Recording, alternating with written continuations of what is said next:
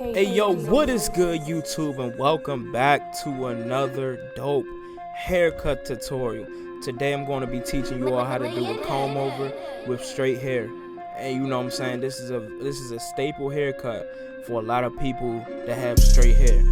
So right now I'm just coming in with my 5-0 blade detachable clippers, and I'm going in and I'm setting my guideline.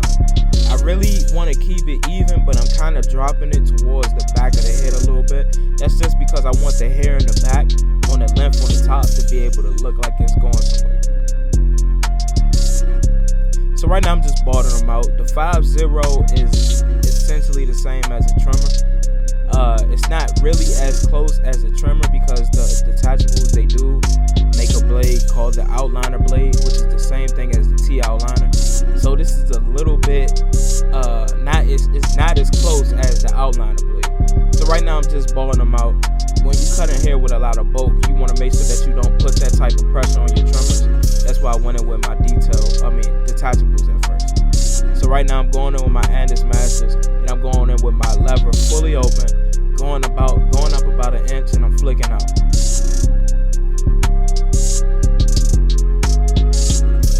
So now I think I'm about to start attacking that bottom line and just taking out that line before I start to fade.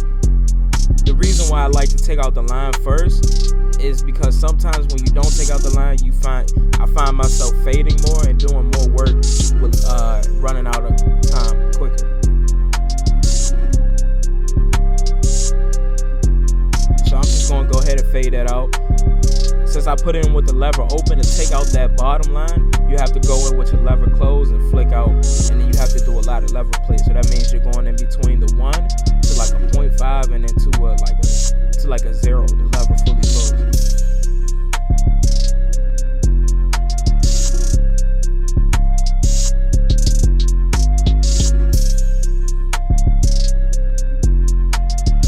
Alright, so right now I'm coming in with my number 4 guard. Right now I'm using my wall magic clips, but they have an Andis blade on it. Shout out to Filthy Blends because he makes those brackets that allow you to be able to put an Andis blade on a wall clipper. So I have my number 4 guard, and I like to start with the biggest guard. I don't usually go over number 4, but I like to start with a number 4 and work my way down because it helps give the haircut the shape that you want, and then also it's a good look. You know what I'm saying? So it's like, why not just use it? So I decided to clip the hair up with some Velcro strips, just to help me part the hair and give it even fade all around. Then I can do work to the long hair on top. So now I think I'm just working my way down. I think I have a number 3 guard on there right now, and I'm going up with my lever fully open, and then I work to my lever fully closed. That's my process. With straight hair, it's easier to work your way down than to go up. That's what I have found out throughout about a year cutting straight hair.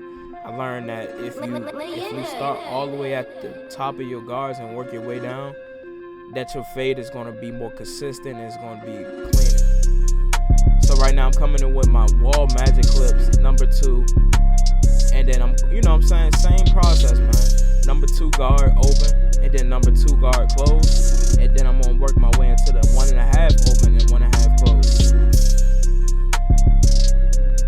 So this is really how you fade without any guidelines. You don't really see a guideline set for that first initial guideline, but after that, you're not gonna have any guidelines. So, you know what I'm saying? Just work your way down with the guards and eliminate the line before you make another line.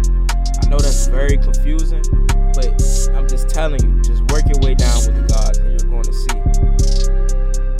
It's the same theory that they teach in barber school with blade theory. They don't teach you to work up, they teach you how to work down with blade theory. So it's the exact same thing, you're just doing it with guards.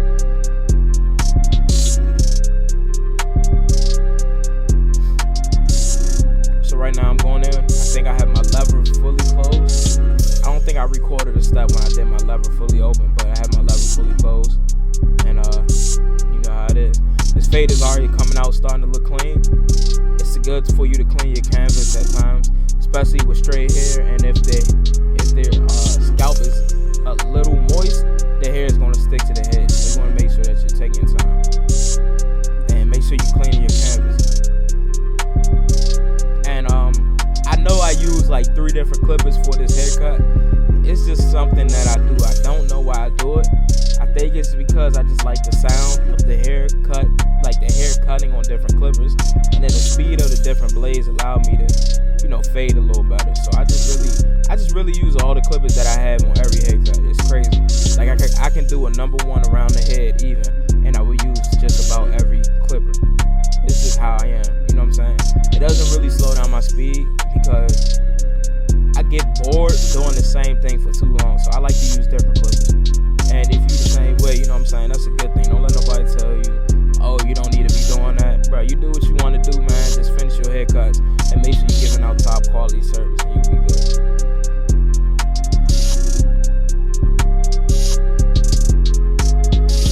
So I'm doing a lot of freehand work because this haircut is so much of a shape and it's coming off the head. It's not going into the head, if you get what I'm saying. This haircut is so much of a shape that you can just shape it and it will look like it's faded. That's just the type of haircut it is. So now I'm doing some shear over comb work, really just trying to make sure that, you know what I'm saying, I just thin out this area. So now I got my thinner shears and I'm thinning out. These are not texturizing shears, they are thinning shears. So I use them to thin out the bulk. I really want to get some blending shears because that would have really helped with taking out that bulk. The thinning shears just take out the volume of the hair, but the you know what I'm saying, those other type of shears would have helped me. I totally forgot the name of the shears that fast. The blending shears would have helped me. So right now I'm just coming back and I'm touching up the fade. Any parts that I see that's dark, that don't look right, I'm touching it up. You know what I'm saying? I'm just touching it up.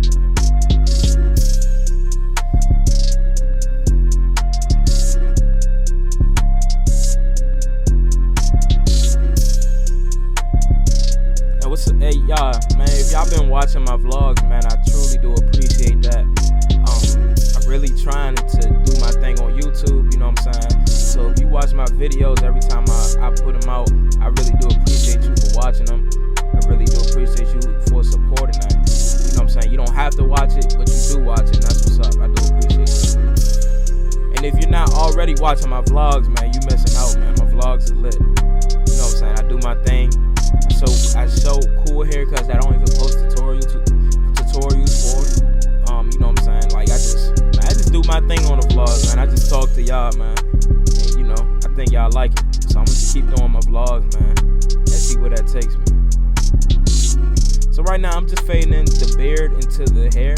So it's just basically reverse fading. So you want to start off with your number 1, then go your number 1 closed, and then your 0, and then just work your way back up, man. You know what I'm saying? Same thing you did for the fade. So now I'm shaping them up with the Andes T outliners. And right here, he has a lot of extra growth because the hair grows in so many different ways that it's so, like, you know what I'm saying? It's okay to cut some of that hair. It's not a pushback because the hair is laying over. So you just gotta cut that hair, make that line sharp, make that line stick out. And if y'all see this older gentleman in the background, that's my man, Mr. Lewis, man. That's a OG barber with world-class cuts, man. That's my man.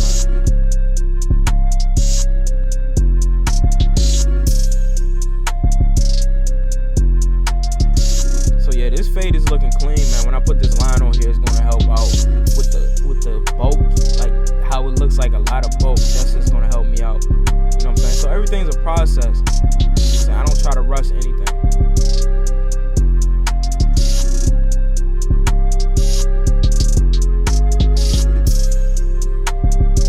To you not, man. This shape up is sharp, boy.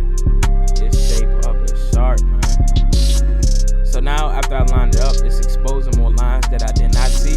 So after you shape somebody up, you're automatically gonna see more lines in your fade because that contrast just allows you to see it.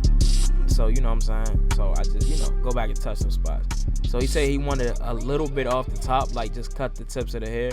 So I'm just making sure that the hair is fading into the hair. If you get what I mean. I'm just making sure that the hair is fading to the hair.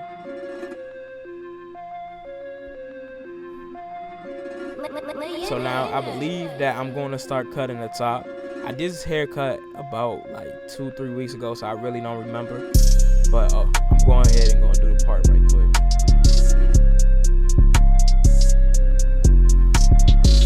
to doing a good hard part, it's just do it, bro. You know what I'm saying? Just do the part, man. It's just a line. Don't overthink it. It's real simple. Comb the hair to the side and put the line in it. You know what I'm saying? It don't have to be crazy sharp, crazy detailed, crazy deep. You don't even have to do all that, man. Just do your thing. You know what I'm saying? Don't, you know what I'm saying? Just take your time, bro. So when I do shear cuts, I like to work my way from the back to the front. And how I separate the hair is I use a carbon comb that has a tooth missing in the front to allow me to part the hair. So what I like to do is I like to work my way, section it to the side, and then I like to come across and cut it. And I like to keep the shape, so that's the reason why my hands is kind of like positioned the way it is. And you know what I'm saying? As I work my way to the top, I add more length because you need more length in the front than in the back. So when you're closer to the back of the head, it's okay to take it down closer. When you come to the front of the head, make sure you're taking your time and you're not cutting too much off of it, because that's going to mess up the style that you want to give the client. If you cut it too short, the hair is going to look weird. So don't cut it too short in the front. Now, right now, what I'm doing is what you call cross-checking. I'm just going across the hair the opposite way that he grows it, you know what I'm saying? And I'm just, just cross-checking. It took me a minute to understand what that was, but if you just stand the hair up and just hold it across with your fingers, after you do your first pass of shear work, you'll be able to see how much you missed, and then you'll be able to actually get an even haircut. Shear work was something that I recently just learned how to do. You know what I'm saying? I've been working in the shop for like a year and a half now, and I'm just now learning how to do shear work.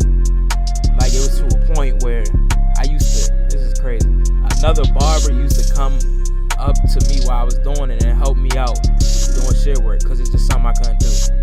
But YouTube, that is the cut. I hope you like this video.